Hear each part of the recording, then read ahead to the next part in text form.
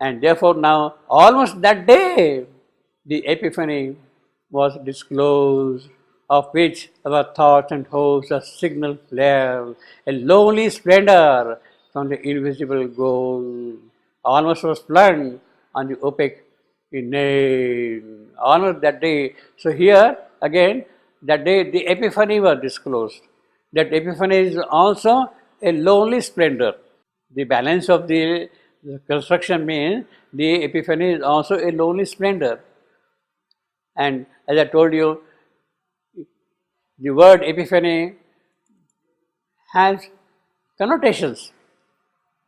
In a way, it is suggestive of the gifts the three Magi brought for Christ: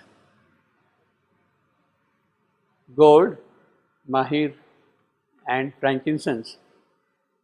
Gold is spiritual knowledge, supramental knowledge. One of the gifts, supramental knowledge, mahir, the purification of the vital. Purification of the vital, because that is what is happening in the course of life earlier. All these Rakshasas, Pishachas, Asuras, the purification of the vital, that is mahir. Frankincense, the immortalization of the body. Immortalization of the bodies. So the word epiphany is not used really in the sense of the Christian mythology, but it has that connotation here. So almost that day the epiphany, all these things would have happened. Gold and myrrh and frankincense would have come up, you see, all that thing. That is the significant myth. That is the brilliant code. The brilliant code is that, of which our thoughts and hopes. So, what are our thoughts and hopes in that context? Very small little thing, clear. A lowly splendor from the invisible goal, almost was flung on the opaque inane, nothing, on the nothing, you see. Once more, a treat perturbed the vacant vast. Once more, a treat perturbed the vacant vast. Now again, see, almost was flung. It was happening earlier also. It is again once more is happening. Okay, now we say, before we go further, we have seen here, buried is seed, the aura buried is seed of grandeur. Buried is seed of grandeur. What are the seed of grandeur? Lonely splendor, epiphany, they are seeds of grandeur. They are seed of grandeur. They are the future dawn. Yeah, future. No, well, in the context of the text, we are seeing. What are those? What is that seed of grandeur? Is epiphany, is one aspect of it. The second is lonely splendor. Splendor, it flung. Then a face of rapturous calm. That is the seed. That aura had seeded. That is the seed. Eternal bliss, that open heaven, a form, that is the seed. Ambassadress, that is the seed. The omniscient goddess, that is the seed.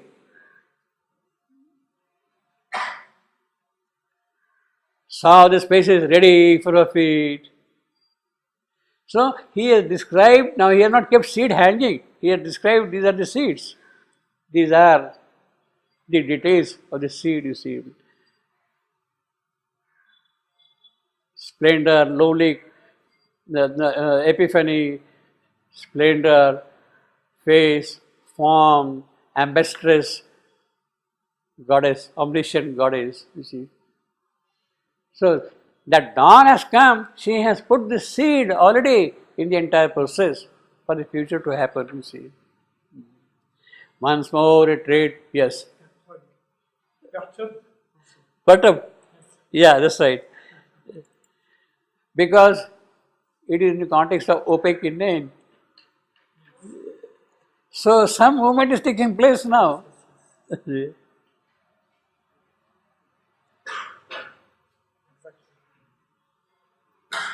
Something is happening in the opaque. Disturbing. Yeah, it's disturbing. Infinity is center. So infinity is the center. What is the center of that infinity? That face, that vision which is standing in front of you. Infinity has a center, and that center is this face. Face of rapturous calm is the center of infinity.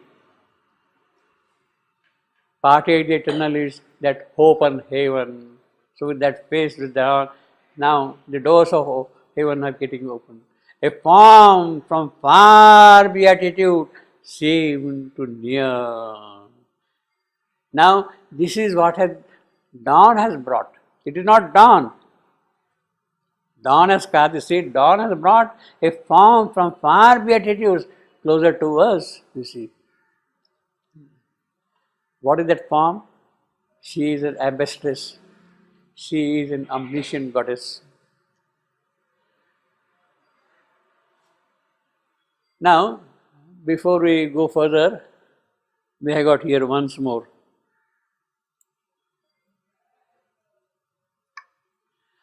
As I said, in this particular part, we got this phrase appearing 3 times, once more. The first occurrence is at 1.6. A shadow spinning through a soulless void, thrown back once more into unthinking dream, earth wheeled abandoned in the hollow gulls. Once more. Now, the shadow spinning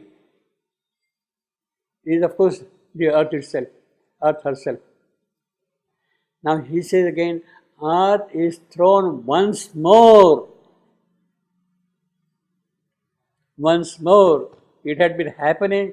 Okay, now please go again and start your work, you see. Earth will abandon the hollow gulls, you see. Once more. You see that once more is meaningful here. It really means all the cycles of evolution, all the cycles of creation, automatically, you see. Once more, the unthinking dreams, obviously, earth will abandon the hollow gulls.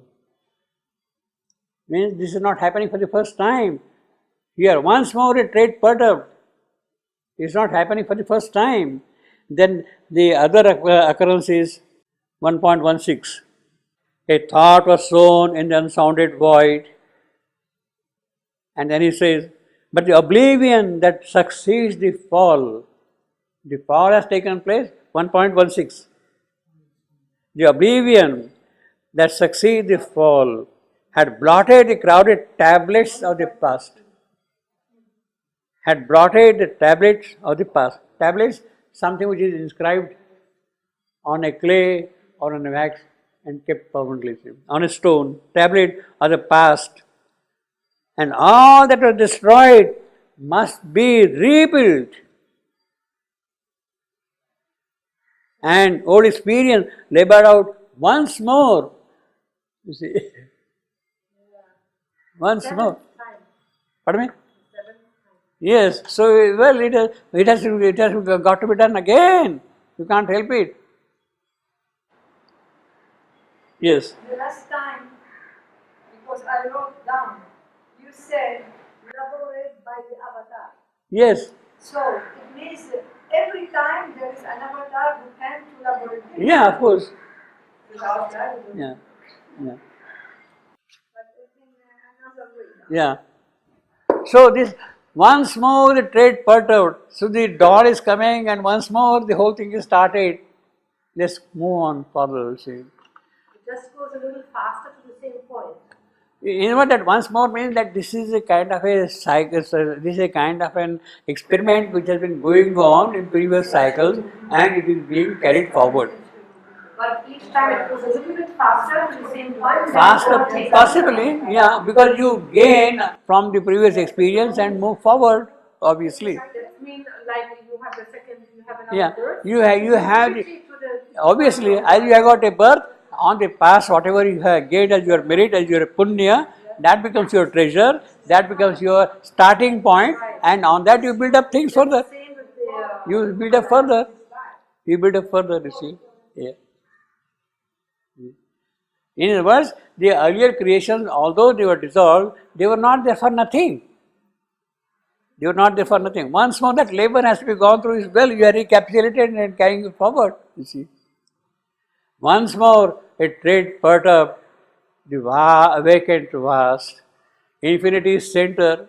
Now again, as I said, that dawn is coming and that infinity center, that seed face a form from far beatitude seem to near, because she has cast the dawn, that aura has cast the seed, therefore that form is coming closer to us from beatitudes. Coming closer. Ambassadors, now he is elaborating. She is coming, all right. She is coming as what? She is coming as an ambassadress. She is bringing some message, some hope. She is not only coming as a messenger, but she is also doing something here while she is coming here. The omniscient goddess laid across the breast. That is the seed that aura has cast, that dawn. So it's a real big dawn that she can cast such a seed, you see. And saw the spaces ready for her feet. Wrap the faded jarring to the star. Who is her feet? Feet of the goddess of the issue. She says, yes, now I can walk in there, you see. I can step into the process, you see. Means things can be taken forward very rapidly now from this onward. Therefore, once she half looked behind for her veiled son, that goddess, that ambassadress, veiled son. She is not able to, obviously, well, in a way you can say, as a physical image, the dawn is there. The dawn sees something which is in the future. She looks behind, the sun is not yet there. She looks for that veiled sun, you see, as a physical image. Then once she half looked behind for her veiled son, then thoughtful, went to her immortal work. Well, sun is not there, but she has to carry on her immortal work. What is this immortal work she is going to do? Dawn is not going to do it. This ambassadress, this omniscient goddess, she is going to do the immortal work. What is the immortal work she is going to do? She sees that the sun is veiled, the sun has to come forward. So whatever is necessary for that thing to happen, that she has to do in the occult. Prepare the ground for the sun to come out and shine its light on its creation. It is that immortal work she has to do, you see. She half looked behind for her veiled son, then thoughtful went to her immortal work. See, this is what happened. In fact, this is what the gods have been doing all along. This is what the gods have been doing all along. They have been preparing the whole requirement, the desideratum. They have to prepare the ground, they have to prepare the framework, they have to prepare everything in the occult before things can happen here on earth. So the gods are not there for nothing. They are not enjoying heavenly bliss in their own way. They are of course doing that thing, but they have also some kind of a work assigned to them. They are there for some work, and that work is connected with what should happen on earth. So they prepare the necessary occult basis for things to go on earth. The gods were created for that purpose, and they are busy with that. They are stuck with that, and they kind of have to perform this duty, so to say. So she has to do the work there now. Goddess, she is a goddess, you see. She is not somebody who has taken the mortal birth on earth, you see. Once she half looked behind for her veiled son, then thoughtful went. Thoughtful.